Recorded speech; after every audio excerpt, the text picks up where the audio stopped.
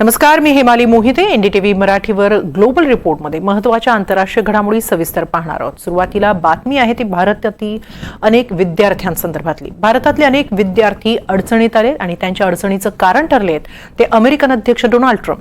अमेरिकेनं आता थेट विद्यार्थी व्हिसावर बंदी घातली आहे. विद्यार्थी व्हिसाच्या मुलाखती स्थगित करण्यात आल्या आहेत. तसंच व्हिसाचे नियमही अधिक कडक करण्यात आले. त्यामुळे अमेरिकेत शिक्षण घेणाऱ्या आणि तिथं शिक्षणासाठी जाऊ पाहणाऱ्या विद्यार्थ्यांसाठी आता अमेरिकन शिक्षण हे अधिक खडतर होणार आहे. ट्रम्प प्रशासनानं नेमका असा निर्णय का घेतला? भारतीय विद्यार्थ्यांना नेमक्या कोणत्या अडचणी येणार आहेत आणि त्या अडचणींवर मात करता येईल असे कोणते मार्ग आहेत का? पाहूया एक रिपोर्ट.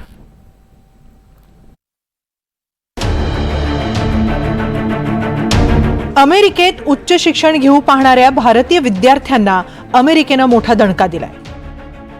अमेरिकेत परदेशी विद्यार्थ्यांसाठी नवीन व्हिसा मुलाखतींवर बंदी घालण्यात आली आहे. परराष्ट्र मंत्री मार्को रुबियो यांनी मंगळवारी याबाबतचा आदेश जारी केला.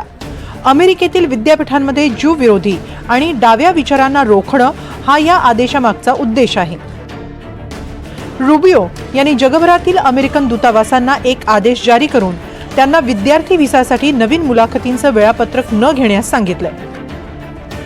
तात्काळ प्रभावानं पुढील मार्गदर्शक तत्व जारी होईपर्यंत कॉन्सुलर विभागांना विद्यार्थी किंवा एक्सचेंज व्हिजिटर व्हिसासाठी नवीन नियुक्त्यांना परवानगी देऊ नये असं रुबियो यांनी बजावलंय.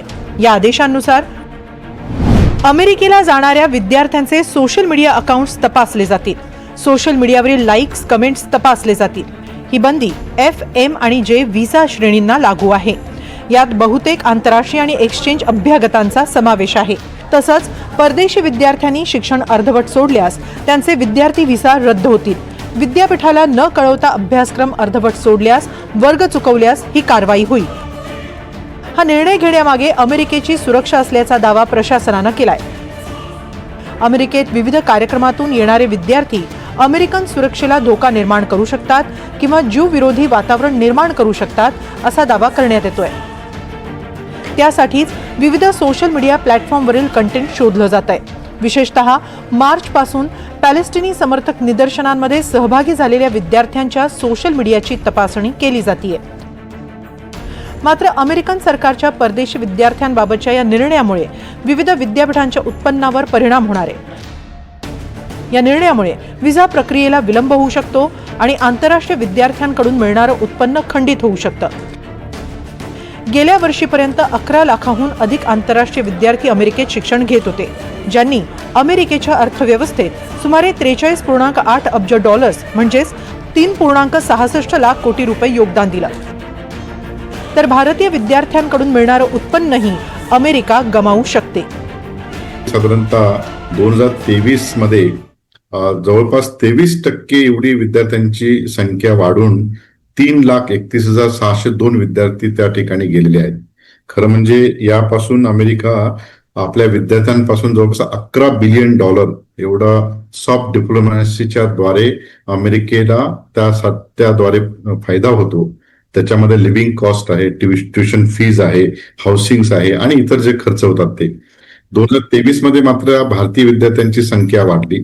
त्यानंतर याच्यामध्ये जे स्टेम एज्युकेशन आहे त्याच्यामध्ये सायन्स, टेक्नॉलॉजी, इंजिनिअरिंग आणि मॅथमॅटिक्स ज्याला म्हणतो त्याच्यामध्ये 80% हे विद्यार्थी भारतीय आहेत स्टेम एज्युकेशन मध्ये आणि त्याच्यामध्ये 60% जे आहेत ते अंडर ग्रॅज्युएट, पोस्ट ग्रॅज्युएट अशा पद्धतीचे विद्यार्थी आहेत आणि काही PhD चे विद्यार्थी आहेत. आता यामध्ये सर्व जी जवळपास $70 बिलियन एवढा जो सॉफ्ट डिप्लोमॅसी द्वारे जो अमेरिकेला पैसा मिळणार होता त्याचा इम्पॅक्ट निश्चितच अमेरिकेवर होईल. दुसरीकडे हार्वर्ड विद्यापीठासह सुरू असलेला संघर्ष अधिक तीव्र होतोय. ट्रम्प प्रशासन हार्वर्ड विद्यापीठासोबतचा सुमारे 850 कोटी रुपयांचा करार रद्द करण्याची तयारी करत आहे. सरकारनं या आधीही आयव्ही लीग शाळेसाठी 22,000 कोटी रुपयांहून अधिकची मदत थांबवली आहे. हार्वर्डमध्ये परदेशी विद्यार्थ्यांच्या प्रवेशावरही बंदी घालण्यात आली होती. याबाबत अमेरिकेच्या गृह सुरक्षा सचिव क्रिस्टी नोएल यांनी हार्वर्डला पत्र लिहिलं होतं. त्यानुसार ट्रम्प प्रशासन हार्वर्डला त्यांच्या कॅम्पसमध्ये हिंसाचार, यहुदी विरोधी विचारसरणीला प्रोत्साहन देण्यासाठी आणि चीनी कम्युनिस्ट पक्षाशी समन्वय साधण्यासाठी जबाबदार धरतं असं सांगत हार्वर्डला परदेशी विद्यार्थ्यांना प्रवेश देण्याचा अधिकार काढून घेतला होता. तसंच विद्यापीठात शिकणाऱ्या सर्व परदेशी विद्यार्थ्यांना इतर संस्थांमध्ये बदली घेण्यासही सांगण्यात आलं किंवा देश सोडून जाण्यास सांगण्यात आलं. मात्र हार्वर्डनं मॅसेच्युसेट्स न्यायालयात दाद मागितल्यानंतर न्यायालयानं ट्रम्प सरकारच्या या निर्णयाला तात्पुरती स्थगिती दिली. ट्रम्प यांच्या या निर्णयाचे तीव्र पडसाद हार्वर्डसह इतर विद्यापीठांच्या विद्यार्थ्यांमध्ये उमटत आहेत. त्यांच्या निर्णयाविरोधात काही विद्यार्थ्यांनी रॅली काढून निषेध व्यक्त केलाय. ट्रम्प सरकारच्या निर्णयावर ते तीव्र टीका करतायत.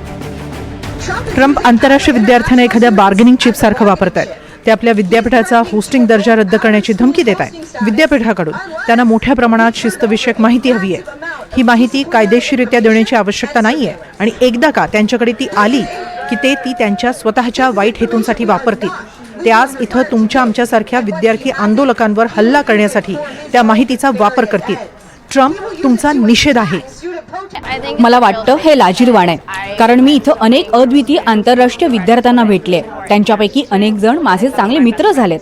मी त्यांच्याकडून खूप काही शिकले आणि मला वाटतं जेव्हा आपण आपल्या शैक्षणिक विश्वावर असे निर्बंध लादतो तेव्हा आपण आपल्या शैक्षणिक अनुभवांनी सीमित करत असतो. कारण आपण वर्गात काय शिकतो हेच महत्त्वाचं नाही, तर इतर विश्वात आपल्या वर्गमित्रांच्या संवादातून आपण बरंच काही शिकत असतो. हा निर्णय म्हणजे आमच्या शैक्षणिक स्वातंत्र्यावर घाला आहे. अमेरिकेतच अध्यक्ष ट्रम्प आणि त्यांच्या प्रशासनाच्या या शैक्षणिक धोरणांवर कडाडून टीका होतीये. मात्र राष्ट्राध्यक्ष डोनाल्ड ट्रम्प यांनी काही विद्यापीठांवर डाव्या विचारसरणीच्या आणि यहुदी विरोधी विचारांना प्रोत्साहन देण्याचा आरोप केलाय. आणि अमेरिका फर्स्ट या त्यांच्या धोरणानुसार त्यांनी आता हे निर्णय घेतले. अर्थातच त्यांच्या या निर्णयाचा जसा आंतरराष्ट्रीय विद्यार्थ्यांवर परिणाम होणार आहे तसाच विद्यापीठांच्या शैक्षणिक क्षमतेवर, उत्पन्नावरही परिणाम होणार आहे. मात्र ट्रम्प यांच्या आत्तापर्यंतच्या कारभाराचा अनुभव पाहता त्यांच्या निर्णयात ते कधी बदल करतील याचाही काही नेम नाही. Bureau report, NDTV Marathi.